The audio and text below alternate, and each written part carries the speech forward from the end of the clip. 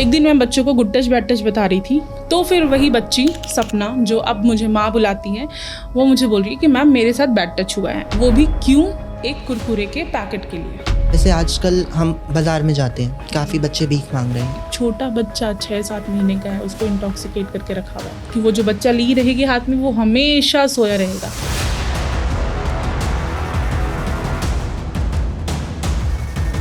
ये चीज़ें क्या, ये असोल्ट हरासमेंट घर से शुरुआत होती है इसकी? Charity begins at home. हाँ, लिटरली ऐसे होता है। इन बच्चों के साथ बहुत ब्रूटल सेक्सुअल असॉल्ट होता है। जो बच्चियाँ फ्लाईओवर्स के नीचे रह रही हैं, गाड़ी आती है, इनको उठा के ले जाती है, फिर 1 घंटे 2 घंटे बाद छोड़ के चली जाती है। वो इंसान खुद बोलता था कि ये जो बुक है JJB की, जुवेनाइल जस्टिस एक्ट, इसको पढ़ो, इसको रटो, तुम्हारे तो मुंह पे होना चाहिए तुम लोगों के, तुम लोग क्या बच्चों के लिए काम करोगे। एंड उनके एक फ्रेंड की डेथ हुई, उनकी बेटी को वो अपने घर लेके आए एंड उस बच्चे किया, उनकी बीवी ने उसमें साथ दिया when the kid got pregnant. ये हो रहा है। आप कभी ऐसा हुआ कि किसी नामी गिरामी लोगों से कभी आपका फेसअप हुआ हो? तो मुझे बोला गया था कि पीछे हट जाओ, तुमको फर्क नहीं पड़ता, लेकिन तुम्हारी बहन भी रहती है ना तुम्हारे साथ।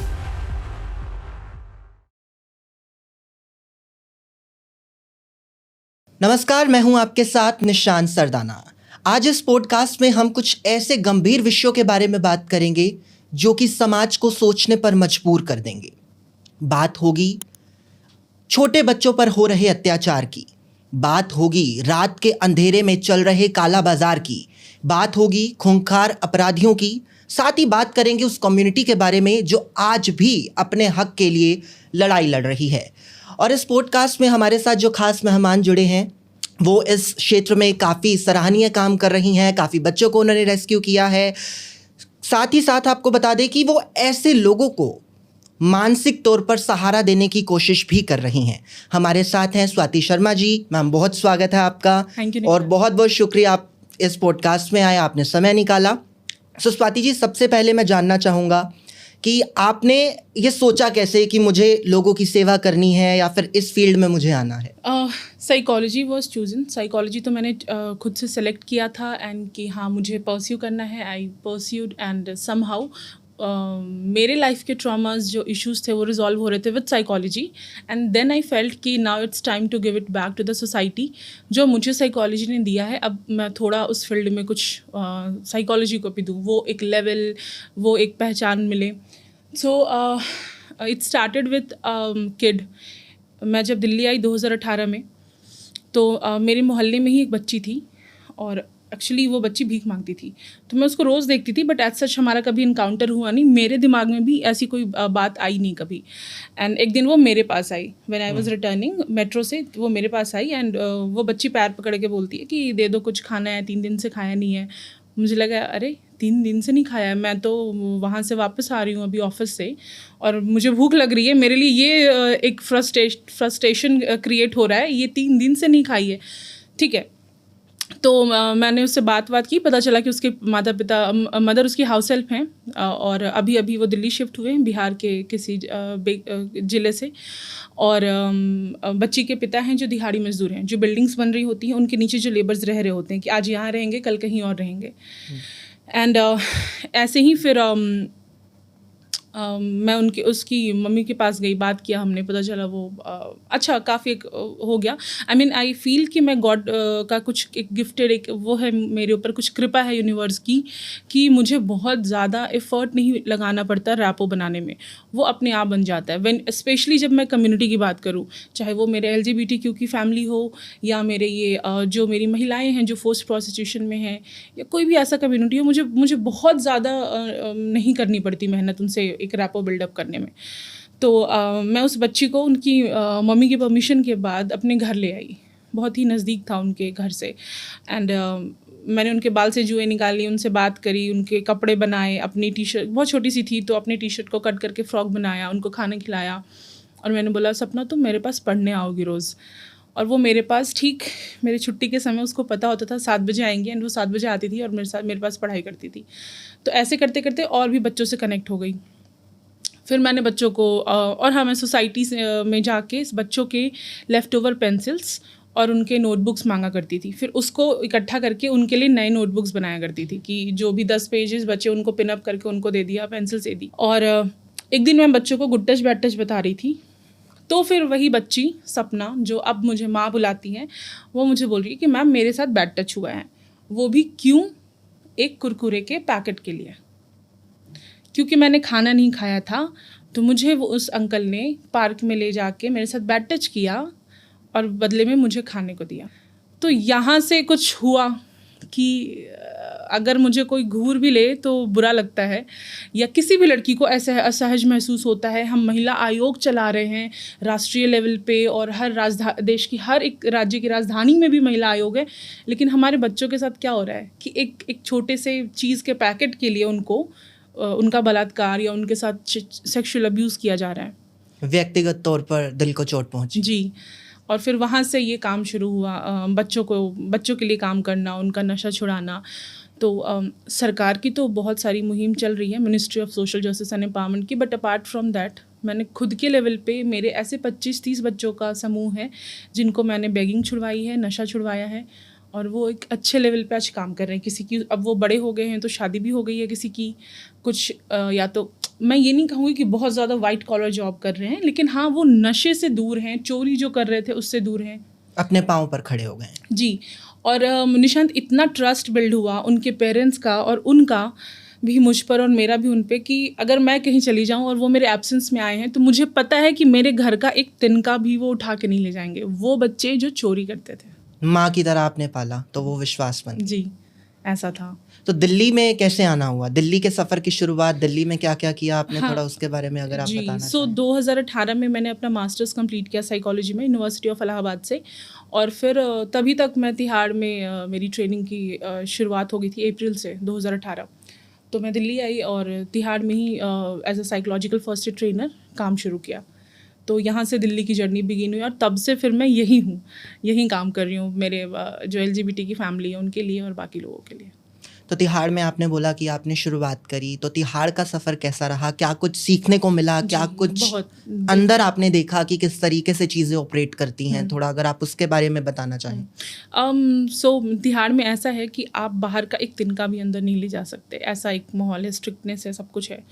और मैं अपनी जर्नी की बात करूँ तो बहुत कुछ सीखा मैंने, क्योंकि 2 इंटर्नशिप्स तो हम करते ही हैं अपने एजुकेशन के दौरान, डिग्रीज़ के दौरान, बट यहाँ पे क्या होता है, ये जॉब थी। अब ना डर लग रहा है कि क्या होगा, पेरेंट्स भी थोड़े पैनिक हैं कि तिहाड़ में क्यों जा रही है, मतलब एक टैबू है जेल, सेफ़ होगा या नहीं होगा, फर्स्ट टाइम मतलब दिल्ली तुम अकेले रह रही हो, मैं बिहार से हूँ, तो एक वो थोड़ा सा रहता है पेरेंट्स में कि छोटी जगह से जाके कैसे कर लेगी, जबकि रह तो मैं अपने घर से 2013 से दूर रही थी फिर भी। तो बट समहाउ हुआ, एंड वहाँ पे मुझे निर्भया गैंगरेप जो हुआ था 2012 में, बस में जो इंसिडेंट, उनके एक कल्प्रिट से मिलने का मौका मिला। मिलने का एज इन कि उनको डेथ पेनल्टी मिल गई थी तब तक, और वो डिप्रेशन, मतलब काइंड ऑफ वो एक एंशियस फेज में थे। क्योंकि वही है ना कि अगर मुझे पता होगा कि मैं किस दिन मरने वाली हूँ तो मैं हर दिन मरूंगी, शायद इसीलिए भगवान ने ये राज गुप्त रखा है कि आपको पता नहीं होता आप किस दिन मरने वाले हो। तो सो मैं उनकी काउंसलिंग करती थी, वो डिप्रेशन में थे, और ये सब हुआ। इस काउंसलिंग के बाद फिर उन्होंने मर्सी पिटीशन भी फाइल की। उन्होंने काफ़ी अच्छा एक जर्नी था। मैं बिहार की पॉलिटिशियन एक थे बहुत नामी, अब उनकी डेथ हो चुकी है, Shahabuddin, who was not just a politician but a criminal, बहुत बड़े क्रिमिनल। मतलब बिहार में एक दहशत है शहाबुद्दीन के नाम का था जब वो थे, तो उनसे भी मिलना हुआ, उनकी भी काउंसलिंग थी। तो ऐसे एक अच्छा काफ़ी कुछ सीखा मैंने अपने लाइफ को भी बहुत कुछ की। ठीक है, एक प्लेज भी लिया कि जेल है वो कारागृह नहीं है, वो सुधार गृह है, रिहैबिलिटेशन का है, और वहाँ से जो भी आए हम उसको उस शक की नज़र से ना देखें, उस टैबू की नज़र से ना देखें, क्योंकि वहाँ पे 80% प्लस लोग वहाँ पे निर्दोष ही हैं या फेक एलिगेशंस में गए हुए हैं। तो हर किसी को हम जज ना करें, या फिर किसी को अगर हमारा कानून मौका दे रहा है तो हम भी दें एज अ सोसाइटी, इतना जज ना करें। तो ये मेरी लर्निंग थी तिहाड़ से। स्वाति जी, आपने बताया कि जिस तरीके से कि किसी को अगर पता हो कि हमें मरना है तो वो रोज़ मरता है, लेकिन कुछ केसेस में उल्टा होता है। अगर हम बात सेक्स ट्रैफिकिंग की करें, सेक्स वर्कर्स की करें, वो रोज़ मरती हैं। वो ये सोचती हैं कि हम एक बार मर जाएं तो हमारा ज़िंदगी सुकून हो जाएगी, हमें जन्नत नसीब हो जाएगी। तो इस बारे में आप क्या कहेंगी? हाँ, सो सेक्स वर्कर्स की लाइफ बिल्कुल, ये आपने सही कहा कि हर दिन मरती हैं वो, उनको हर इतना इंटॉक्सिकेटेड रखा जाता है। पहले तो देखिए, जब उनको लाया जाता है छोटी जगह से, ठीक है, ये जो हमारा ईस्ट वाला पूरा बेल्ट है, बिहार, झारखंड, यूपी, उड़ीसा, वेस्ट बंगाल और नेपाल हो गया, नॉर्थ ईस्ट के कुछ स्टेट्स हैं, जो हमारी 7 सिस्टर्स है वहाँ से कुछ कुछ जगह से। तो अब गरीबी है, घर में बहुत सारी बच्चियाँ हैं या बच्चे हैं, पालन पोषण नहीं कर पा रहे हैं, या किसी ने बुद्धि भ्रम कर दी कि अच्छा 7 बेटी है, एक को भेज दो ना घर, चल तुमको इतने पैसे मिल जाएंगे, तुम्हारा तो इतने दिन का काम हो जाएगा। अब जिसके घर में रोटी नहीं बन रही है उसको उतना पैसा मिल रहा है, मान लो 10,000 भी मिल रहा है, तो उसके लिए लगेगा कि अरे 10,000 तो बहुत बड़ा अमाउंट है ना, बहुत बड़ा अमाउंट लगता है। जैसे हम ही लोग अगर फर्स्ट जॉब पे जाते तो 20,000 भी बड़ी चीज़ लगती है, फिर समझ में आता है कि नहीं अब होना चाहिए। तो उस तरीके से अब वहाँ से बच्ची आई है, कुछ भी देखा नहीं, सुना नहीं, कुछ भी नहीं। कुछ तो पेरेंट्स की मर्ज़ी से आती हैं, बेच दिया गया, कुछ को ट्रैफिकर्स लाते हैं, जैसे हमने गंगूबाई या अक्सर मूवीज़ में देखा है, प्यार में फंसा के। This is truth, love sex धोखा। वो होता है कि अब वल्नरेबल यहाँ पे ना साइकोलॉजिक का सारा गेम है, इमोशनल गेम है कि अब घर में अच्छा माहौल नहीं है, घर में बच्चा वल्नरेबल स्थिति में है, तो अब वो क्या करेगा कि बाहर में जाके प्यार ढूंढेगा, और ये लोग, ऐसे लोग घात लगा के बैठे रहेंगे, आपको अपने प्यार का शिकार बनाएंगे और वापस ला के कहीं भी, चाहे वो मेरठ का कोठा हो, बनारस का हो, दिल्ली है, अजमेर है, बहुत सारे ऐसे कोटा में इतना बड़ा कोटा है, तो हर कहीं, मतलब हमें लग रहा है कि हम सोनागाछी का नाम सुन चुके हैं, जीबी रोड है तो अरे बहुत बड़ी नहीं, हर राज्य में चल रहा है, चाहे उस राज्य का लिटरेसी रेट यहाँ हो या यहाँ हो, हर राज्य में कोठा रन हो रहा है, मतलब ब्रॉथल्स रन हो रहे हैं। लेकिन हाँ, ये इतना बड़ा जो नेटवर्क रन हो रहा है जी, मतलब इसके पीछे कौन है, कैसे ऑपरेट होता है? कुछ लोग बोलते हैं बोलियां लगती हैं, 10 रुपए 20 रुपए, मतलब क्या है? बोलियां लगने वाली यही चीज़ जो मैंने बताई कि अब एक गरीब परिवार है, उसके अब देखिए, जैसे मान लीजिए मैं हूँ, ठीक है, मेरे घर में कोई ऐसा लड़का है, ठीक है, मैं बहुत सुखी संपन्न से परिवार से आ रही हूँ, मेरे पास पैसे हैं, खाने पीने के हैं, या फिर आप हरियाणा का एग्जांपल ले लो, जहाँ पे सेक्स रेशियो बहुत लो हो गया था एक टाइम पे, है ना, तो अब शादी के लिए लड़कियाँ नहीं मिल रही थी। अब वो क्या करेंगे, कहीं से तो लाएंगे। अब आप चले जाओ झारखंड, चले जाओ, ट्राइबल बेल्ट जो है हमारा, या बिहार चले जाओ, नॉर्थ ईस्ट चले जाओ, अब वहाँ पे गरीबी बहुत है, ठीक है, अब घर में इतने सारे बच्चे हो गए, माँ बाप बेच देंगे, वहाँ से वो ख़रीद के ले आएंगे, यहाँ शादी करेंगे। या फिर मैं जैसे अपना एग्जांपल दे रही हूँ, फॉर एग्जांपल कि मेरे घर में कोई ऐसा है जिसकी शादी नहीं हो रही, हैंडीकैप्ड है या कुछ भी है ऐसा। अब वैसे तो मैं अंतरजातीय विवाह नहीं अलाउ करूँगी, सोसाइटी नहीं करेगी, लेकिन चूंकि इसकी शादी नहीं हो रही है, तो अब मैं जाके किसी गरीब की बेटी खरीद के ले आऊँगी कि कर लो। वहाँ पे ना मैं जात देखूंगी, ना धर्म देखूंगी, ना खून, ना बीमारी, कुछ भी नहीं, बट मैं उठा के ले आऊँगी और मैं शादी करूँगी। तो ऐसे होता है। अब वहाँ पे डील क्रैक होने वाली बात है कि कितने में होती है, फैमिली किस लेवल पे अवेयर्ड है। फैमिली के लिए अगर 10,000 बहुत बड़ा अमाउंट है, 10 रुपये तो नहीं, 10-20 रुपये में सेक्स वॉक हो रहा था, या 50 रुपये में, या 4 रोटी और दाल के बदले हो रहा था उस टाइम पे दिल्ली में, जब मैं कोरोना के टाइम पे उस वक्त हो रहा था, क्योंकि खाने के लाले तो सबके पड़े थे, तो वो बेचारी जो हमारी बहनें हैं वो दाल रोटी के एक्सचेंज में भी अपना देह बेच रही थी, ऐसा हो रहा था। तो ये 10-20 वाला वही चीज़ है कि वहाँ पे अगर पेरेंट 5,000 में डील क्रैक कर पा रहे हैं तो 5,000 में भी उनकी बेटी बिक जाएगी। ये डिपेंड करता है कि वो जो उसका माँ बाप है वो किस लेवल पे अवेयर है। लेकिन मतलब ये नेटवर्क चल कैसे रहा है? क्योंकि हम देखें कि पुलिस बहुत ज़्यादा है, सरकार ने सख्त कानून बनाए हैं, लेकिन हम ग्राउंड ज़ीरो की बात करें तो ढंग से लागू नहीं हो पा रहे हैं। तो इसमें आप परिवार वालों को दोषी मानते हैं, खुद जो ये काम कर रहे हैं उनको दोषी मानते हैं, या फिर समाज? मैं सबसे पहला दोष समाज को दूंगी निशांत। रीज़न बिंग कि हम ना हमेशा से शिक्षा को हमने वैल्यू ही नहीं दी, हम डिग्रीज़ के पीछे भाग रहे हैं, लेकिन जो हमारा इंडिविजुअल लेवल पे मानसिक विकास है, जो शिक्षा होनी चाहिए, वो है ही नहीं। हम इतने एम्पैथेटिक, इमोशनली डेवलप्ड हैं ही नहीं। आप एक बात बताओ, आप किसी सरकारी ऑफिस जाते हो, ठीक है, SBI में आप जा रहे हो फॉर एग्जांपल, और लंबी लाइन लगी है, और अगर आपको बाई एनी चांस 1% पे भी लगता है कि 100 का नोट देके मेरा काम बन रहा है, मुझे ये क्यू स्किप करने का मौका मिलेगा, आप चले जाओगे, आप नहीं रुकोगे, है ना। हम सब ये कर रहे हैं, तो वहाँ पे हमारी मोरालिटी, हमारा एम्पैथिक, वो हमारा कॉग्निटिव दिमाग कहाँ जाता है? क्यों हम ठीक है, हम लगेंगे लाइन में, नहीं देंगे हम बट 100 रुपये, बट हम तो दे रहे हैं ना, तभी तो सामने वाले को मांगने की आदत भी लगी है। तो उसको पता है कि इसको तो करवाना है शॉर्टकट में, है तो ये देगा ही। तो ये पूरा उस लेवल पे काम कर रहा है कि हर किसी के पास डिग्रीज भी नहीं है, शिक्षा का भी बहुत अभाव है, तो ये shortcut area mode of learning है, अर्निंग है, कमाने का बहुत आसान ज़रिया है। गए आप खरीद के बेचो, यहाँ वहाँ घुमा लो, थोड़ा सा रिस्क ही तो है, और सबको पता है कि जहाँ से रिस्क है वहाँ पे थोड़ा बहुत गड्डी चल जाती है, दे दो निपट जाएगा काम। क्योंकि हर अधिकारी ऑनेस्ट नहीं है, इससे भी हम डिनाई नहीं कर सकते, ये फैक्ट है। वो जो अधिकारी बन के जा रहा है वो भी आपके और हमारे बीच से ही जा रहा है, तो वो भी उतना ही इमोशनली डेवलप होगा। स्वाति, अक्सर इंसान जब छोटा होता है वो सपने देखता है कि मुझे बड़ा होकर आईपीएस ऑफिसर बनना है, डॉक्टर बनना है, इंजीनियर बनना है, या फिर मुझे एक्टर बनना है, मॉडल बनना है। कुछ हजार मतलब ऐसी फील्ड्स हैं जो लोग सपने देखते हैं जी। लेकिन जब सपना टूटता है, क्योंकि आप इन बच्चों के साथ भी काम कर रही हैं, आपने सेक्स वर्कर्स के साथ भी काम किया, तो कैसा लगता है जब सपना टूटता है? सपना टूटना तो निशांत ऐसे है कि इन बच्चों के सपने नहीं होते हैं। इन बच्चों के सपने बस ये होते हैं कि दीदी, इनके लिए बहुत बड़ी लग्जरी है कि बर्गर, पिज़्ज़ा, ये सभी इनकी लग्जरी है। क्योंकि हमारी दुनिया ना यहीं तक लिमिटेड है। जीन्स पहन लो, पैंट पहन लो, चश्मा लगा लो, स्टाइल में बालें कटवा लो, थोड़ा सा जेंजी बन के बातें कर लो। हम इतने तक ही मॉडर्न हो पाए हैं, और हमने सामने वाले को दिखा दिया है कि अगर तुम्हारे पास ये नहीं है तो तुम कुछ नहीं हो।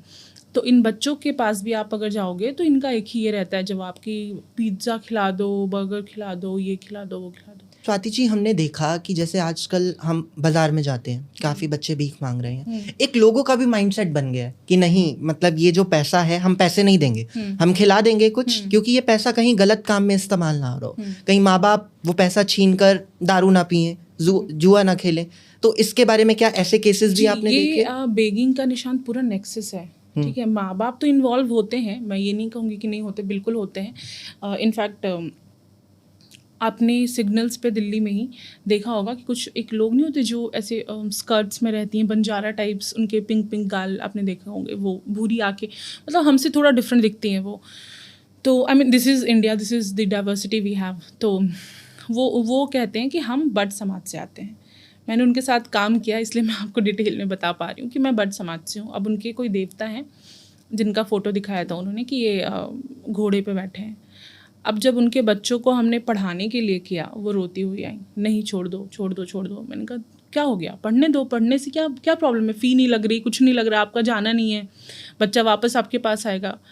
तो वो फ़ोटो दिखा के कह रही हैं कि ये हमारे देवता हैं, और अगर हमने पढ़ाई कर ली या हमारे यहाँ से कोई अच्छा निकल गया तो हमारा पूरा ये जो बट समाज है, वो वंश नहीं, पूरा बट समाज शापित हो जाएगा और हमारा विनाश हो जाएगा। मैंने कहा ऐसा कैसे हो जाएगा? कोई भगवान या किसी का भी भगवान हो, मेरा अल्लाह, भगवान जीसस, किसी के पढ़ने से कैसे नाराज़ हो सकता है? तो उन्होंने कहा कि नहीं, हमें श्राप है कि हमें भीख ही मांग के खाना है। आप सोच रहे हो किस लेवल का माइंड वॉश है? मुझे नहीं लगता कि किसी भी धार्मिक ग्रंथ में ये लिखा हो सकता है कि आपको पढ़ने से आपके वंश का नाश हो जाएगा। कभी नहीं ऐसा हो सकता। बट उनका इस लेवल पे ब्रेन वॉश किया हुआ है। एजुकेशन की कमी, जी, अवेयरनेस की कमी, जी, और कुछ ना कुछ हथकंडे। क्योंकि हम लोग क्या करते हैं कि अपना राहु केतु ठीक करने के चक्कर में इनको देना शुरू कर देते हैं। ठीक है, वैसे हम इनको मुंह ना लगाएं, इतने भी हमें वो दया भाव, काइंडनेस नहीं है, बट द टाइम कोई हमें कह दे कि तुम्हारा राहु केतु खराब चल रहा है, शनि खराब चल रहा है, डू दिस डू दैट, हम जाके देना शुरू कर देते हैं। ये भी नहीं सोचते हैं कि हमारा 1 रुपये देने से क्या होने वाला है। हम बेगिंग प्रमोट करते हैं। जिस दिन ऐसा होगा निशांत कि मान लो हम यहाँ बैठे हैं और यहाँ के सारे सिटीजन्स ये ले लें निवासी कि नहीं, मैं तो नहीं दूंगी चाहे कुछ हो जाए, तो वो ज़रूर छोड़ेंगे। आप देखो उस एरिया में बेगिंग कम होगी। अब इंदौर को बेगिंग फ्री बनाया जा रहा है, वहाँ पे बेगिंग को क्राइम में घोषित किया गया, तब वहाँ पे लोग डरेंगे देने से पहले। बट हम तो अपना राहु केतु ठीक करना चाहते हैं, तो हम लगे पड़े हैं दान दक्षिणा करने में इनको। और हमने सुना कि अनाथ आश्रम हो, कुछ हॉस्टल्स हों, सीसीआई हो, वहाँ पर भी ये धंधा जो है वो सरेआम चल रहा है। अब इसके पीछे का क्या कारण है? आपको लगता है कि पीछे कोई बड़ा हाथ शामिल है इसके? बिल्कुल, कैसे कैसे नहीं होगा। सीसीआई मतलब क्या होता है? Child care institution. It's like a government hostel, simple language में, ठीक है। तो बिहार के मुजफ्फरपुर का ये केस था। वहाँ का जो बालगृह, हिंदी में बालगृह बोलते हैं, वहाँ पे बच्चियों को, वैसी बच्चियाँ जो अबैंडन्ड हैं, जो ऑर्फन हैं, जिनका ऑलरेडी कोई नहीं है।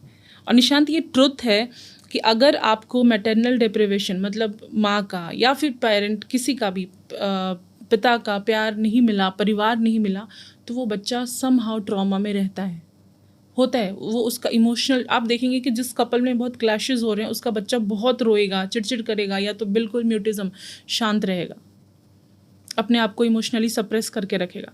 तो ऐसे बच्चे हैं वहाँ पे, ठीक है। अब आप उनके इमोशन का फ़ायदा उठा रहे हो, अपने बाहुबली होने का फ़ायदा उठा रहे हो, और उनको सप्लाई कर रहे हो। बड़े बड़े ब्यूरोक्रेट्स, टेक्नोक्रेट्स, बड़े बड़े पॉलिटिशियंस, लोग, सबको सप्लाई होती थी। तो कहीं ना कहीं मतलब ये कहा जा सकता है कि हमें और ज़्यादा अवेयरनेस फैलाने की ज़रूरत है, क्योंकि बच्चे एजुकेटेड नहीं हैं, माता पिता एजुकेटेड नहीं हैं, मतलब परिवार नियोजन ढंग से नहीं हो जी, पा रहा है, बिल्कुल। जिसके चलते ये पूरा जो बाजार का खेल है वो चल रहा है।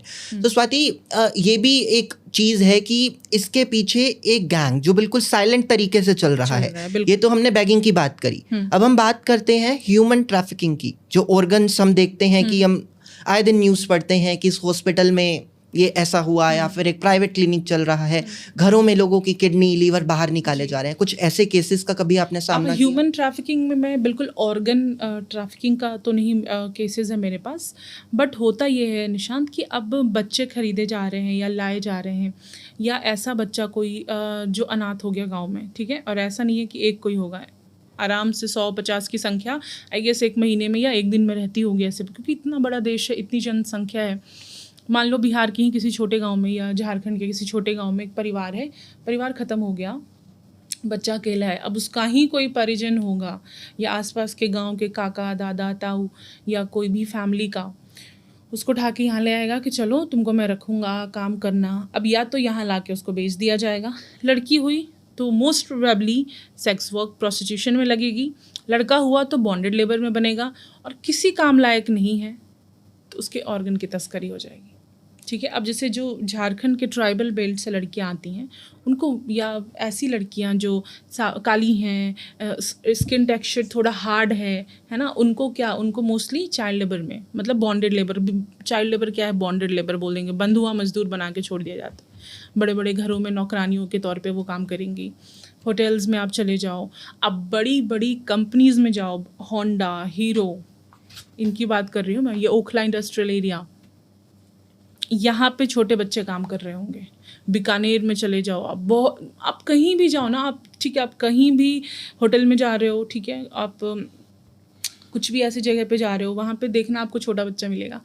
नेताजी सुभाष प्लेस पता है आपको, NSP, इतना हैपनिंग माना जाता है। आप वहाँ पे शाम को जाके बैठो, मोस्टली बच्चे जो सर्व कर रहे होंगे, जो झाड़ रहे कर रहे होंगे बच्चे, उनकी मूछें तक नहीं आई होती हैं निशांत, और लेकिन सबको सिखाया हुआ रहता है कि कोई पूछे कि क्या एज है तो 18, अभी 20 का हुआ हूँ, तोते की तरह रटवा दिया गया। ये होता है। स्वाति, हम बात कर रहे हैं सेक्स वर्कर्स की। तो हमने देखा कि जैसे कभी कोई क्लाइंट्स आते हैं उनके पास, या फिर कोई उनसे मिलने के लिए आता है, या फिर कोई छुड़वाने के लिए आता है, रेस्क्यू करने के लिए आता है। अक्सर हमने मूवीज़ में भी देखा है कि जो ये सेक्स वर्कर्स होती हैं प्यार में पड़ जाती हैं, जो अपनी लाइफ में आगे बढ़ना चाहती हैं। वो एक सपना देखती हैं कि हम भी एक घर परिवार बनाएंगे, लेकिन उन्हीं के ही साथ रहने वाले लोग उनको ये ऐसा आगे एक नया कदम लेने से रोकने की कोशिश करते हैं। साथ नहीं निशांत, उनके कभी कभी हस्बैंड्स भी होते हैं, क्योंकि एक वे ऑफ इनकम है, और बहुत कम समय में बहुत बड़ी इनकम है, ठीक है। अब एक केस आया था कि वेस्ट बंगाल के थे दोनों कपल, तो उस बंगाल में ही, वहीं उन्होंने कहा कि चलो मैं तुमसे शादी करूँगा, कोई बात नहीं, तुम प्रोस्टिट्यूशन कंटिन्यू रखो, क्या हो गया, तुम तो मेरी बीवी हो। पूरा उनसे शादी किया विधि विधान से, दिल्ली लेके आए, फ्लैट लेके दोनों रह रहे हैं। अब चूँकि पैसा अच्छा कमा रही हैं, वो महीने के आराम से 1,00,000-1.5 लाख बन जाते हैं, तो अच्छी जगह पे रह रही हैं, साउथ दिल्ली, मतलब वन ऑफ द पॉश इलाका ऑफ दिल्ली रह रही हैं। अब वहाँ पे उनका पति उनसे सेक्स वर्क करा रहा है, ऑलमोस्ट अच्छा खासा अमाउंट, 50 के अराउंड उन्होंने मुझे बताया था 50 लाख के अराउंड उनके पैसे थे, लेके फरार, पति फरार। जी। तो ऐसा भी होता है। हम तो इस लेवल पे चोट देते हैं ना, ये प्रेमी और ये तो बहुत दूर की बात है, शादी के बंधन में बांध के उनको फिर ऐसे किया जाता है, अपना पिता बेचता है। मैं वही, मेरा अगला सवाल यही था कि क्या ये चीज़ें, क्या ये असोल्ट, हरासमेंट कहीं ना कहीं घर से शुरुआत होती है इसकी? Charity begins at home. हाँ, कुछ ऐसे केसेस अगर आप बताना चाहें। देखो आपने जैसे मैंने इस बच्ची का केस बताया जो मेरे साथ रह रही थी, कर रही थी, तो वो क्यों भीख मांग रही थी? सिंपल, प्रोस्टिट्यूशन में चली नहीं जाते, वो बहुत बड़ी चीज़ हो जाती। क्यों वो बेगिंग कर रही थी? और कोई नेक्सस भी नहीं है उसके पीछे, है ना। अब जैसे हम बोलते हैं कि माफियाज इन्वॉल्व है, माफिया इन द सेंस कि एक कोई उनका सरगना होता है, उनको उसको जाके पैसे देने होते हैं। यहाँ पे तो अपने पेरेंट्स रिस्पॉन्सिबल हैं, खाना ही नहीं दे रहे बच्चे को, आपस में आ रहे हैं, तो फादर के लिए उसकी दारू प्रायोरिटी है, मदर पिटाई रोज़ खा रही है, ठीक है, वो दारू पी रहा है थक के दिन भर, अब उसको मार रहा है। तो इस बीच में क्या है, 4 बच्चे भी हो रहे हैं और सब पिस रहे हैं, चारों बच्चे रोड पे भीख मांग रहे हैं। Getting back to your question कि घर से, यस, कोई एक केस नहीं, मेजॉरिटी में यही होता है कि आप क्योंकि फंस रहे हो ना उस चंगुल में, घर में प्यार नहीं मिल रहा है, घर में वल्नरेबिलिटी बहुत है। बड़े घरों में देख लो, पेरेंट्स दोनों वर्किंग हैं, बच्चे को टाइम ही नहीं दे रहे हैं, बच्चे को आया संभाल रही है, नैनीज देख रही हैं, देखभाल कर रही है, तो बच्चा उस लेवल पे नहीं ग्रो करेगा। भाई प्यार चाहिए, ये रिश्ता बनाया गया है अगर हमारा, तो उसमें चाहिए उसका इंपॉर्टेंस, टाइम चाहिए। हम आके 1 घंटे बच्चे को कर दें, उससे कुछ नहीं होगा करेस करने से। अच्छा खासा जो टाइम उसको चाहिए उसके डेवलपिंग एज में, वो शायद एक माँ और पिता इन दोनों के अलावा और कोई नहीं दे सकता। तो ये बहुत ज़रूरी है। नहीं मिलता है तो बच्चे बाहर जाके फंसते हैं फिर इन तरह के ट्रैप्स में। और आपको बहुत इजी है पता लगाना, आप, मैं क्या, कोई भी इजीली पता लगा सकता है कि कौन इमोशनली वल्नरेबल है ना। वो बच्चा बात बात पे रोएगा, चिड़चिड़ करेगा, समझ में आ जाएगा आपको। पीपल प्लीजर, जो आजकल हम देखते हैं पढ़े लिखे लोग हैं जो बेबी प्लान करने की तरफ बढ़ रहे हैं, वो लोग आजकल काउंसलर से जाके मिलते हैं। सो आपको लगता है कि गवर्नमेंट को भी ऐसे प्लान और ज़्यादा सक्रिय होकर चलाने चाहिए ताकि जो छोटे तबके के लोग जो आते हैं वो भी परिवार नियोजन ढंग से कर पाएँ, वो सोच पाएँ कि हमारी इतनी चादर है, हमको इतने बच्चे पैदा करने हैं ताकि हम अच्छे तरीके से परवरिश कर पाएँ। इस पर आप क्या सोच रखती हैं? सो हमारे यहाँ परिवार नियोजन का मतलब सिर्फ इतना है कि 2 बच्चे कर लो, 1 बच्चे कर लो। हमने मेंटल हेल्थ को या जो मानसिक विकास है या जो मानसिक ये जो पूरा खेल है, इसको हमने कभी इम्पोर्टेंस नहीं दी। And I will tell you एक इंसिडेंट बताती हूँ कि मैं एक कंपनी में इंटरव्यू दे रही थी, ठीक है, बहुत बड़ी कंपनी, बहुत पैसे वाले लोग, बहुत कुछ, उनके डायरेक्टर से ही बात कर रही थी मैं कि ऐसा ऐसा है काउंसलिंग का। तो वो बच्चों पे काउंसलिंग कर रहे थे कि बड़े स्कूलों में जाके, प्राइवेट सेक्टर के स्कूल्स में जाके बच्चों को काउंसलिंग करना, उनको मेंटल हेल्थ सपोर्ट देना। क्यों? क्योंकि उनके पेरेंट्स वर्किंग हैं, वो लोनली हैं। अब मैंने फिर उनको अपना एक्सपीरियंस बताया कि हाँ, मैं प्राइवेट स्कूल्स के साथ अलाइंड हूँ, बट मोस्टली मेरा जो पर्सनल इंटरेस्ट है वो इन बच्चों के लिए, ठीक है। अब वो डायरेक्टर ने बोला कि अरे आप ये तो बेकार ही कर रहे हो मैडम, ये तो आप दिखावे के लिए कर रहे हो, इनको झुग्गी वाले को क्या स्ट्रेस, जिसके पास कुछ है ही नहीं उसको क्या स्ट्रेस। आपको मतलब ये हमारे लिए mental health is like the beauty thing, कि जैसे पार्लर जाना, ग्रूमिंग कराना एक लग्जरी है, वीकेंड्स पे डिनर पे जाना, वैसे हमने मेंटल हेल्थ को एक लग्जरी बनाया हुआ है कि ये तो बड़े लोगों की चीज़ है। और जैसे होता है ना कि मतलब थेरेपी, मेरी एक थेरेपिस्ट है, I went to my therapist, it's kind of luxury thing. और इन्होंने ये सोचा हुआ है कि ये जो लोग बेचारे झुग्गी में रह रहे हैं या छोटे गाँव में आ रहे हैं, इनका तो कुछ है ही नहीं। मेरे पास एक केस आया था निशांत, बच्चा वो यहाँ पे यूपीएससी की तैयारी कर रहा था, बिहार के एक बहुत छोटे से गांव से आया था। वो इंसान इतना एंशियस था, इतना एंजाइटी से भर गया था, वो वापस चला गया विदिन 6 months। बोल रहा मैम, क्योंकि वो सोसाइटी के कन्वेंट जो एक नॉर्म्स है सुंदरता की, उसके अकॉर्डिंग वो सुंदर हैंडसम नहीं था। तो अब उसको ये लगता था कि मैं मेट्रो में जा रहा हूँ, मैं कहीं भी जा रहा हूँ, बाप रे, किसी सबके मुंह में सिगरेट है, कोई हाफ पैंट पहना है, कोई ऐसे पहना है, कोई लड़की कंधे पे हाथ रख के चल रहा है, मैम मैं तो कर ही नहीं पा रहा हूँ, मैम मेरे से हो नहीं पा रहा है, मैं तो इनके लायक ही नहीं हूँ। मतलब वो इतना इन्फीरियोरिटी से भर गया। मेट्रो में जा रहा है तो बोल रहा है मुझे ना आवाज़ें आ रही, मेरे सर में घूम रहा है, मतलब अपनी ही आवाज़ कि वो तुमको जज कर रहा है, मेरा टी शर्ट ऐसा है, मेरा तो पैर ऐसा है, इस तरीके से। अब सोचो हम कितना इन्फीरियोरिटी डाल देते हैं, हमें लगता है इनकी तो लाइफ ही नहीं है। तो ये है कि क्या हम बोलेंगे इनको कि आप काउंसलर के पास जाओ? इनको तो पता ही नहीं है मेंटल हेल्थ क्या होता है। और अब जब झुग्गी में जाओगे, आप कभी आओ मेरे पास, मैं आपको मिलाऊंगी अपने बच्चों से। तो मेरे बच्चे बताते हैं, मैं उनको जैसे किसी जो आसपास का मंदिर हो गया या कोई ऐसा स्पॉट हो गया, लेके जाती हूँ वहाँ पे बिठा के, कुछ बताया, कुछ बातें की हमने, तो फिर बच्चे बताते हैं मैम वो जो है ना वो बैड टच करता है हमारे साथ। लिटरली ऐसे होता है। इन बच्चों के साथ बहुत ब्रूटल सेक्सुअल असॉल्ट होता है। जो बच्चियाँ फ्लाईओवर्स के नीचे रह रही हैं, फैमिलीज़, हम अक्सर देख लेते हैं फ्लाईओवर्स के नीचे फैमिली पड़ी हुई है अपना बेडिंग डाल के, तो वहाँ पे ये होता है कि गाड़ी आती है, इनको उठा के ले जाती है, फिर 1 घंटे 2 घंटे बाद छोड़ के चली जाती है। इस लेवल पे असॉल्ट हो रहा है। और हम हर वक्त गवर्नमेंट को नहीं बोल सकते कि तुम आके 24 घंटे रोड पे बैठे रहो। कितने फ्लाईओवर्स पे पुलिस बैठेगी? कितने फ्लाईओवर्स? हम तो इतना रिक्रूट भी नहीं कर रहे ना, हमारे पास तो रिक्रूटमेंट्स भी नहीं आ रही। नीड सप्लाई कोई भी मीट नहीं हो रहा हमारा। तो ये इश्यूज हैं।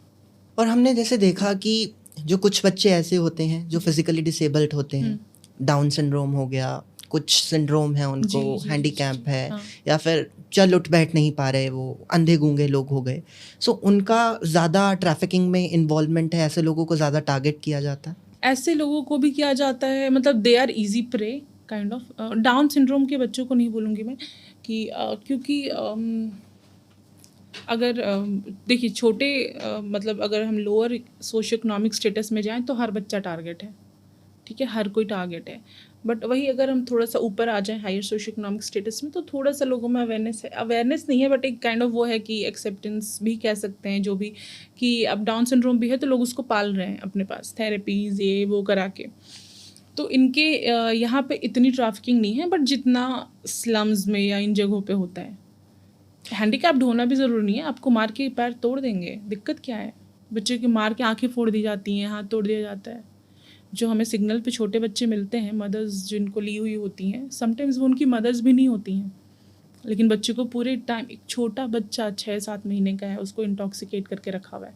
आप कभी भी ये चीज़ नोटिस करना निशान सिग्नल पे, कि वो जो बच्चा ली रहेगी हाथ में, वो हमेशा सोया रहेगा, हमेशा। और हम बात करें, जैसे हमने देखा कि आपने बताया कि हर राज्य, हर स्टेट में कोठे चल रहे हैं, हर डिस्ट्रिक्ट में चल रहे हैं, और महिला आयोग भी चल रहे हैं। महिला आयोग भी चल रहे हैं। सो अवेयरनेस की कमी तो है ही है, ये हम मान रहे हैं, लेकिन हमने देखा कि बहुत सारे लोग ऐसे हैं जो एसटीडीज से पीड़ित हैं, लेकिन कोई ट्रीटमेंट नहीं है, और एक पूरा गैंग बना हुआ है, अगर हम इसको कहें एसटीडी गैंग बोल सकते हैं, उनको खुद ही नहीं पता है और ये तेज़ी से फैल रहा है। हमने अभी WHO का एक रिपोर्ट देखा, हमने देखा कि ये जो एसटीडीज का जो आंकड़ा है वो लगातार बढ़ता जा रहा है। सो ये क्या है? ठीक है, अभी अगर आप जब आप WHO के डेटा की बात कर रहे हो, तो अभी रिसेंट मैं इंडिया का बता रही हूँ कि पटना, मुजफ्फरपुर, ये सब हॉटस्पॉट बन गया है HIV का। अगेन हमें ये लगता है आज भी मैं आपको बता रही हूँ निशांत, एक तो क्या होता है ना, when I was in school, मैं बायो की स्टूडेंट थी 12th तक, तो मैंने हमेशा, I was very vocal about, I have no shame in saying AIDS और एनीथिंग। तो मैंने घर पे देखा है, या आज भी बहुत सारे घरों में मैं देखती हूँ कि एड्स को लोग बोलने तक में हिचकिचाते हैं, उसको वो वाली बीमारी होगी, ऐसे बात करते हैं, क्या है वो वाली बीमारी। और आज भी लोगों को लगता है कि पसीने से या हाथ मिला लेने से, उसका सामान छुआ हुआ छू देने से हो जाता है। अगर HIV टेस्टिंग हो रही है तो परिवार में किसी एक को ही बताया जाएगा आपके कि HIV हो गया है, आसपास, ताकि आसपास के लोग आपको जीने नहीं देंगे अगर पता चल गया तो। अब देखो हम कितने इनसेंसिटिव हैं, तो इस डर से भी बहुत लोग जांच ही नहीं करवाते हैं। So do you think बहुत ज़्यादा स्प्रेड हो जाता है। Do you think like now it's high time we should speak about sex, HIV, STDs, और टीचर्स को भी अब, मतलब एक चैप्टर हम सुनते हैं कि बड़े बड़े स्कूलों में सेक्स एजुकेशन की बात हो रही है, लेकिन ग्राउंड जीरो पे ऐसा नहीं है, कुछ नहीं है। मैं जब स्कूल काउंसलर थी और मैंने बोला कि मुझे सेक्स एजुकेशन पे एक सेशन लेना है, तो मुझे बोल दिया गया था कि कुछ होगा तो आप देख लेना, अपने रिस्क पे करो, एंड कुछ होता है तो कीप योर रेजिग्नेशन रेडी। मैंने कहा मैं ऐसा क्या सिखा दूंगी बच्चों को, ऐसा क्या मैं बम बनाना सिखा रही हूँ, या मैं क्या सिखा रही हूँ बच्चों को कि मुझे रेजिग्नेशन देना पड़ेगा। तो इस लेवल की मेंटालिटी है हमारी। स्वाति, हम अक्सर, काफ़ी कम्युनिटीज़ हैं, इंडिया बहुत डाइवर्स है, हर हम देखते हैं कि हर कुछ किलोमीटर्स के बाद एक अलग तबके के लोग रहते हैं। एक ऐसा कम्युनिटी की अब हम बात करेंगे जी। जो आज भी अपने हक की लड़ाई लड़ रही है। हाई कोर्ट, सुप्रीम कोर्ट, काफ़ी इस पे बहस हुई, काफ़ी मूवीज़ इस पे बनी, अपने हक की लड़ाई लड़ी, उन्होंने दिखाया भी। हमने देखा कि ताली मूवी बनी, हाँ सुष्मिता सेन ने बनाया। सो हम बात कर रहे हैं एलजीबीटी कम्युनिटी की। जी। सो इसके बारे में क्या है, क्योंकि हमने देखा है कि बहुत सारी पॉपुलेशन एलजीबीटी कम्युनिटी की भी बढ़ गई है, लेकिन आज भी हम देखते हैं कि फॉर्म्स में मेल फीमेल बच्चों को यही सिखाया जाता है। निशांत, फॉर्म्स में तो अब अदर का ऑप्शन आ रहा है, गवर्नमेंट में तो आ चुका है, एंड प्राइवेट सेक्टर्स में भी लोग अब धीरे धीरे अदर या I would not like to specify ऐसे करके ऑप्शंस दे रहे हैं, बट हमारे सिलेबस में नहीं इंक्लूड किया जा रहा है। जब हम रिप्रोडक्शन पढ़ते हैं, प्रजनन वाला जो हमारा चैप्टर है, तो वहाँ पे अभी भी मेल एंड फीमेल जेनाइटल्स हैं। आप दो सेक्स के बारे में बता रहे हो, मेल और फीमेल, तो वहाँ पे थर्ड जेंडर भी इंक्लूड कर दो ना, कि एक और पॉसिबिलिटी होती है। जैसे एक्स बनने के बाद एक फीमेल जेंडर का निर्माण होता है, XY से एक बॉय बनता है, वैसे ही XXY भी एक पॉसिबिलिटी है। या अगर एक्स ही है तो भी पॉसिबिलिटी है कि हार्मोनल इम्बैलेंस या सर्टेन चीज़ों की वजह से उसमें कुछ और भी पॉसिबल कंडीशंस हो सकते हैं, हम ये बता ही नहीं रहे। आप और हम बात करेंगे या 10 लोगों को बताएंगे, ठीक है, बात करना is one of the first step I can say, कि एटलीस्ट बात होनी चाहिए। तो अब बात होनी शुरू हुई है कि लोग मजाक ही उड़ाने के लिए या जैसे भी, बट बात करने लगे हैं। बट जब तक हम उसको अपने टेक्स्ट बुक में नहीं रिफॉर्म करेंगे, जितने स्पीड से हम मुगलों के उन चीज़ों को, अब हमारे दिमाग में है ना कि हमें मिसलीड किया गया हिस्ट्री से, तो हम उसको रिफॉर्म कर रहे हैं ना, तो अब इट्स टाइम कि हम साइंस को भी करें, जैसा साइंस है उसको वैसा डालें, जुमलेबाजी बातें ना कर ग्राउंड जीरो पे करना चाहिए। करें। हमने हिस्ट्री को एज इट इज़ अगर दिखाने का हिम्मत रखा है, तो अब इट्स टाइम कि हम साइंस को भी दिखाएं, वहाँ पे साथ में इंक्लूड करें बायो में। और एलजीबीटी कम्युनिटी में भी हमने देखा है बहुत सारे ऐसे लोग हैं जिनका शोषण किया जा रहा है, या फिर इनका भी एक कह सकते हैं कि काला बाजार अलग तरीके से चल रहा है। इसके बारे में अगर आप कुछ बताना चाहें, या आपने इस पर अगर काम किया हो, इनके बीच आप गए हो।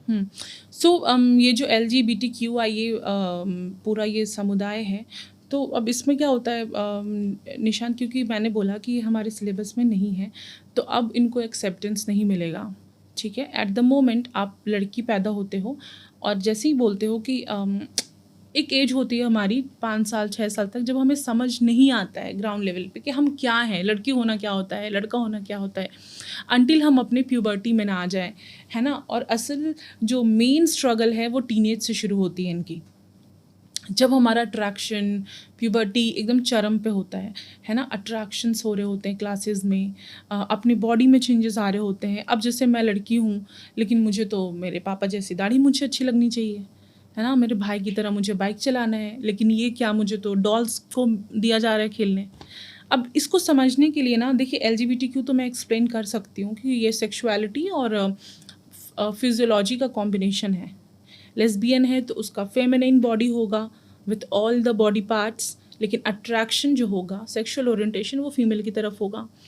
गे में होता है कि मेल बॉडी है, उसमें कोई ऑल्टरेशन नहीं होगा। ज़रूरी नहीं है कि वो ऐसे मटक के चलेगा जैसे हमारे बॉलीवुड में दिखाते हैं, मटकता है फिर एक म्यूज़िक आती है, तो ऐसा नहीं होता। वो नॉर्मल सी बॉडी ही होती है जैसे हम और आप हैं, और बस उसका अट्रैक्शन सेम सेक्स की तरफ होता है। एसेक्सुअल्स हैं, they are not into sexual interactions, इतना कुछ उनका वो डिपेंड करता है, they are not into sexual intercourse और ऑल। ट्रांसजेंडर्स हैं, ये है कि एक मेल बॉडी होगी, उसमें फीमेल ट्रैप है, फीमेल बॉडी में मेल ट्रैप, है ना, लड़की होके लड़का महसूस करना, लड़का होके लड़की महसूस करना।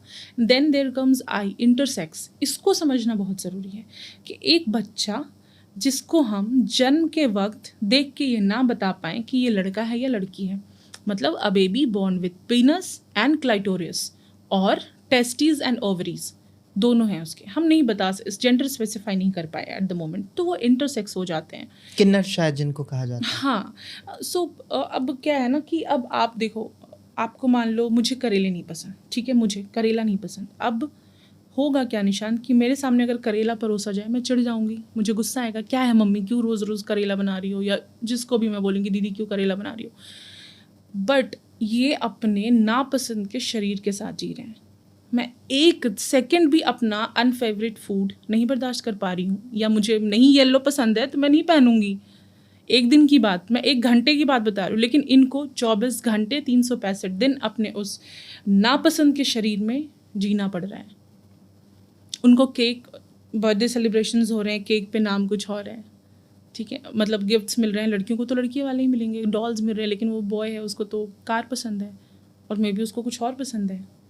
तो हर एक सेकंड इनके लिए टॉर्चर होता है। और इनको देखा कि बहुत सारे केसेस ऐसे भी आते हैं, इनका भी असोल्ट किया जाता है, हाँ, हरासमेंट बिल्कुल। किया जाता है। और मुझे ऐसा लगता है कहीं ना कहीं पुलिस में इसका क्या रोल है? मतलब पर्सनली मुझे ऐसा लगता है कि पुलिस को सब पता रहता है। फर्स्टली कि पुलिस हो या डॉक्टर्स हो, कोई भी हो, ये हम और आप में से ही उठ के जा रहे हैं, ठीक है। तो हमारी मेंटेलिटी तो अभी इतनी ग्रोन अप है ही नहीं कि हम इनको एक्सेप्ट कर पाएँ। अब मुझे पता ही नहीं है कि ट्रांसजेंडर क्या होता है, और जब मेरे सामने वो आएगा तो मैं तो उसका असॉल्ट ही करूँगा। अब एक लड़का है, शरीर उसका लड़के का है, ठीक है, विथ ऑल द पीनस एंड जो भी उसका शरीर है लड़के का, और लेकिन वो ट्रांस वुमन है, मतलब वो अपने आप को फीमेल से सिग्निफाई कर रहा है। वैसे उसको पसंद है लिपस्टिक लगाना, बिंदी लगाना। अब क्या होगा कि वो मान लो सेक्स वर्क में घर से निकाल दिए जा चुके हैं। अच्छे अच्छे लड़के जो हिंदू कॉलेज के पढ़े हैं, ग्रेजुएट्स हैं, पोस्ट ग्रेजुएट्स हैं, वो सिग्नल पे खड़े हैं निशांत, अच्छे अच्छे लोग। अब फैमिली को पता चला तुमको लड़की ही बन के रहना है, निकलो घर से। सिग्नल पे आ गए, इनके गुरु ने इनको पनाह दे दी। गुरु मतलब जो अब सीनियर हो चुके हैं, अब वो इतना सिग्नल्स पे नहीं खड़े रह सकते, अब वो इनको पनाह देंगे। अब नाउ अगेन एक वो सेंस ऑफ ग्रैटिट्यूड तो नहीं कहेंगे, मतलब एक सेंस ऑफ एहसान कि अब गुरु ने ही पनाह दे दी तो मेरे तो वही सब कुछ है। अब आप जितना कमा रहे हो उसका एक हिस्सा आपको गुरु को भी देना होगा। आपको वो खिला पिला रहे हैं, इस तरीके से उनकी सेवा पानी चलते रहेगी, फिर एक नया गुरु बनेगा and this story keeps on going. अब वो पुलिस के पास अगर पकड़ा के जाते हैं तो पुलिस उनको नंगा कर देंगे। अरे तू तो लड़का है, बदमाशी कर रहा है, मारना पीटना, सेक्सुअली असॉल्ट करना। तो पुलिस भी इतनी सेंसिटाइज नहीं है। इनफैक्ट आप ट्रांसजेंडर्स छोड़ो ना, नॉर्मली भी आप झुग्गियों में चले जाओ, स्लम्स में चले जाओ, या एक लोअर सोशियो इकोनॉमिक स्टेटस का बंदा नहीं जाना चाहता है पुलिस स्टेशन, उसको डर लगता है। इवन दो उसका फ़ोन चोरी होगा वो नहीं जाना चाहेगा कि नहीं नहीं कैसे जाएं, साहब के सामने तो रूह कांप जाती है कि साहब भी शोषण करेंगे। हाँ, कितने साहब फ़ोन खोजते हैं खोने पे। आए दिन दिल्ली में चोरी होती है फ़ोन्स की या चीज़ों की, कितने कितने साहब खोजते हैं, लेकिन अगर किसी साहब का खो जाएगा तो ज़रूर मिल जाता है वो घंटे के भर में। तो ये चीज़ है कि वो सेंसिटाइजेशन ही नहीं है। स्वाति, आप काफ़ी ज़्यादा ऐसे लोगों के साथ काम करती हैं, हाँ, रेस्क्यू करती हैं, आप अवेयरनेस फैला रही हैं, आप उनको एजुकेट कर रही हैं। कभी ऐसा हुआ कि किसी नामी गिरामी लोगों से कभी आपका फेसअप हुआ हो या फिर वो इस काम में रुकावट बने हो? कौन थे इसके पीछे ये मैं नहीं बता पाऊँगी, बट हाँ ये हुआ था कि हम लोग किसी बच्चे का रेस्क्यू कर रहे थे, प्रोस्टिट्यूशन से उसको बेचा गया था, एंड बहुत स्ट्रगल कर रहे थे। सारे जो पिम्प्स होते हैं, जो दलाल होते हैं, उनसे बात करना, उनको कन्विंस करना बहुत मुश्किल है, क्योंकि वो 24 घंटे आँख नाक कान खुले रहते हैं। अब जैसे आप जीबी रोड में ही चले जाओ, रेड या रेस्क्यू कुछ भी, आपको कोई नहीं मिलेगा। कैसे किसको भनक पड़ती है समझ ही नहीं आता है, सब कुछ क्लीन हो जाता है। बच्चियाँ कहाँ जाती हैं पता ही नहीं चलता, कहाँ उनको छुपा दिया जाता है ऐसे सेकेंड्स में। तो उस केस पे थी, एंड मैं और मेरी फ्रेंड, जो हम दोनों को फाउंडर हैं हमारे, मैं फाउंडर हूँ और वो को फाउंडर है हमारे एनजीओ की। She is advocate at Allahabad high court. तो उनको शी ड्राइव्स, तो उनको फिर धमकियाँ आई पहले कि तुम जाती हो इतने इतने बजे, ऐसे ऐसे, पता है मुझे, संभल जाओ। फिर मुझे कहा जा रहा है कि I used to live with my sister, तो मुझे बोला गया था कि पीछे हट जाओ, क्योंकि तुमको फ़र्क नहीं पड़ता, लेकिन तुम्हारी बहन भी रहती है ना तुम्हारे साथ। और हम देखते हैं कि काफ़ी सारे ऐसे हॉस्पिटल्स भी हैं। अभी हमने आज की या कल की ये न्यूज़ है, मेदांता में एक एयर होस्टेस जो थी वो वेंटिलेटर पे थी, उसके साथ assault हुआ। सो ऐसे बहुत सारे केसेस आते हैं कि सिस्टम ही फ़ायदा उठाता है। तो ऐसे केसेस भी आपको देखने को मिले? बहुत सारे हैं। मैं आपको गुड़गांव का एक किस्सा बताती हूँ कि नॉट सेक्सुअली, नॉर्मली भी एक्सीडेंट हुआ था किसी का, ठीक है। अब वो बहुत सीधा साधा इंसान है, बहुत सीधा साधा। पुलिस जिस पार्टी के साथ एक्सीडेंट हुआ था was very economically sounding party, अच्छा खासा वो एयर इंडिया वगैरह में था, अच्छी खासी कमाई थी उसकी, सॉरी एयर एशिया में अच्छी खासी कमाई थी। तो पुलिस की सेटलमेंट हो गई होगी, क्योंकि हमें बाहर बिठा दिया गया। उनको काफ़ी देर तक अंदर आवभगत हुई, पानी पूछा जा रहा है, सारी चीज़ें हो रही हैं, हम तो बाहर बैठे हैं भाई बेचारे को लेके। फिर बाद में हमें बोला जा रहा है कि मतलब बहुत ही गंदे से कि बताया जा रहा है कि आप ही प्रॉब्लम में हो। अब मैं जब उसके लिए स्टैंड ले रही हूँ, मुझे कहा जा रहा है कि यार लेके आ जाते हैं लोग। मतलब अगर आप यहाँ पे किसी के साथ भी खड़े हो तो पुलिस बोल रही है ऐसा कि यार लेके आ जाते हैं लोग। आप सोचो, अगर मैं पुलिस के पास भी ना जाऊँ तो मैं किसके पास जाऊँ? लड़कियां या लड़के इकट्ठे दोस्त भी हैं, अगर भाई बहन भी, तो मोहल्ले में सोचते हैं कि देख के लोग क्या कहेंगे। लेकिन यहाँ आपको पुलिस बोल रही है, आप किसी को लेके गए हो उसके केस में हेल्प करने के लिए कि यार के लिए आ जाते हैं, और वो पुलिस मुंह पे बोल रही है। आप शुक्र मनाइए कि आपसे इज्जत से बात कर रहे हैं, आप इंडिया के वर्ल्ड एशिया के बेस्ट पुलिस के पास हैं। उनका अगर ये बेस्ट है तो वर्स्ट क्या है फिर? मतलब राजनीति और वर्दी का रोब झाड़ने की बस कोशिश एंड ही की वाज जाती है। Just a constable. ठीक है स्वाति, मेरा आखिरी सवाल आपसे यही होगा, क्योंकि आप ग्राउंड जीरो पर काम कर रही हैं, जी। तो गवर्नमेंट से या फिर जो सेक्स वर्कर्स हैं या एलजीबीटी कम्युनिटी के लोग हैं, उनके लिए आप क्या मैसेज देना चाहोगे? साथ ही साथ जो हमारा समाज है, आप हम डेली बेसिस पे इंटरेक्ट करते हैं, जी। उनके लिए आप क्या मैसेज देना चाहोगे कि जिससे हम अवेयर हो सकें, हम जागरूक हो सकें और एक बेहतर देश हम बनाने की ओर आगे बढ़ सकें? गवर्नमेंट वाले पार्ट पे निशांत, गवर्नमेंट लिटरली बहुत अच्छे इनिशिएटिव्स ले रही है अब। और हमारी जैसी एनजीओज़ हैं या जितनी भी संस्थाएं हैं, आपके जैसे लोग जो अवेयर्ड हैं, हमारा काम ये है कि हम एज मच एज़ पॉसिबल, क्योंकि इतने अधिकारी नहीं हैं हमारे पास। एंड आजकल मैं कितने अधिकारियों से मिलती हूँ निशांत, और सपोर्टिंग लाइक एनीथिंग, वेलनेस पे, चीज़ों पे बहुत अच्छे से सपोर्ट कर रहे हैं हमें कि नहीं ये काम होना चाहिए, ये चीज़ें कंसिडर की जानी चाहिए। बहुत अच्छे से सेंसिटाइज्ड हैं, पढ़े लिखे हैं, बेसिकली शिक्षित हैं, मेहनत से उस ओहदे पे बैठे हैं। नहीं तो मोस्टली का क्या होता है, नॉट मोस्टली बट ऐसे जो घटिया सोच वाले अधिकारी बन के आते हैं कि इनका काम बस रहता है कि वो जो एथिक्स का पेपर आता है ना, उसमें बस 10 नंबर 20 नंबर का एक ऐसे लिख दो कि इतना लिख दो डाउरी पे, स्लेवरी पे, चाइल्ड लेबर पे, कि आपका एग्ज़ाम क्वालिफाई हो जाए। फिर वही लोग डाउरी भी लेते हैं और अपने घर में चाइल्ड लेबर भी करवाते हैं। चाइल्ड लेबर से मेरा मतलब ये नहीं है घर में बच्चों से काम करवाना, बाहर से ख़रीद के ला के बच्चे, छोटे छोटे बच्चों से बेबी सिटिंग कराना, काम करवाना, उनको असॉल्ट करना, ये होता है। एक बहुत बड़ा डिपार्टमेंट है जो महिलाओं और बच्चों के लिए ही काम करता है, ठीक है। वहाँ की वो मेंबर हैं कुछ, मतलब एक इंटीग्रल पार्ट है उसका, मैं नाम नहीं लूँगी, बट आफ्टर दिस मैं आपको उनका पूरा स्टोरी दिखाऊंगी। वो इंसान जो हमें बोलता था ट्रेनिंग में, क्योंकि मैं खुद उस डिपार्टमेंट में काम कर चुकी हूँ, गवर्नमेंट डिपार्टमेंट है, वो इंसान खुद बोलता था कि ये जो बुक है जेजेबी की, जुवेनाइल जस्टिस एक्ट, इसको पढ़ो, इसको रटो, तुम्हारे तो मुंह पे होना चाहिए तुम लोगों के, तुम लोग क्या बच्चों के लिए काम करोगे। एंड उनके एक फ्रेंड की डेथ हुई, उनकी बेटी को वो अपने घर लेके आए कि हाँ ठीक है ना, I look after her, and उस बच्ची को किया, उनकी बीवी ने उसमें साथ दिया when the kid got pregnant in abortion. ये हो रहा है। आप रक्षक ही बना भक्षक वाला जो स्थिति है ना, ये ऐसा हुआ है। जो आपको 24 घंटे बोल रहा है जुवेनाइल जस्टिस एक्ट रटो रटो, पता होना चाहिए, टिप पे होना चाहिए। तो ये गवर्नमेंट का है कि हर कोई वैसा नहीं होता है, बट हाँ अच्छे लोग भी हैं, बुरे लोग भी हैं, क्योंकि हम और आप में से ही उठ के कोई अधिकारी बन रहा है। तो ज़रूरी है कि हम अवेयर हों इंडिविजुअली, अपने आप को हम जितना शिक्षित करें, जितना अवेयर करें। LGBTQ वाले मेरे जितने लोग हैं वो अक्सर अपने आप को कार्मिक दोष महसूस करते हैं कि मेरे कर्मों का फल है या कुछ है, ऐसा कुछ ना कुछ। आपके लिए ये है कि यू आर कम्प्लीटली नॉर्मल, जैसे एक मेल और फीमेल नॉर्मल है वैसे आप भी नॉर्मल है। प्लीज़ बच्चों, आप अपने आप को इस तरह के बवंडर में मत फंसाओ। Embrace your body, love yourself, and you can speak, reach out to us, हमसे जुड़िए, हम आपका बिल्कुल जितना हो सकेगा सहायता करेंगे।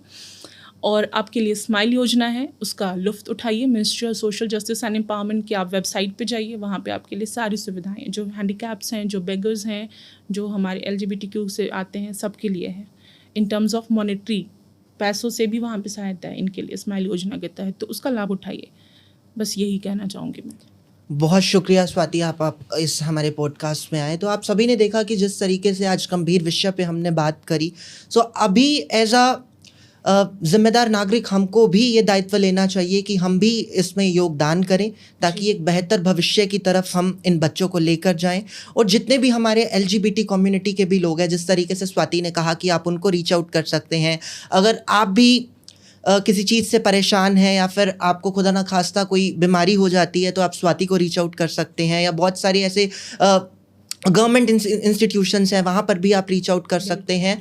और जो हमारे आसपास के भाई बहन हैं, हमारे माता पिता हैं, हमारे छोटे भाई बहन हैं, बड़े भाई बहन हैं, उनसे भी हम इस पॉडकास्ट के ज़रिए गुजारिश करना चाहते हैं, रिक्वेस्ट करना चाहते हैं कि जो भी आप आसपास भी अपने देख रहे हैं, अगर चाइल्ड लेबर हो रहा है या किसी को असोल्ट किया जा रहा है, अब्यूज़ किया जा रहा है, तो आप भी उसको रोकने में हमारी सहायता करें और नज़दीकी पुलिस स्टेशन या फिर जो भी उसका डिपार्टमेंट है, आप वहाँ पर शिकायत करें। बहुत बहुत नमस्कार स्वाति जी, बहुत शुक्रिया। थैंक यू सो मच, बहुत बहुत शुक्रिया।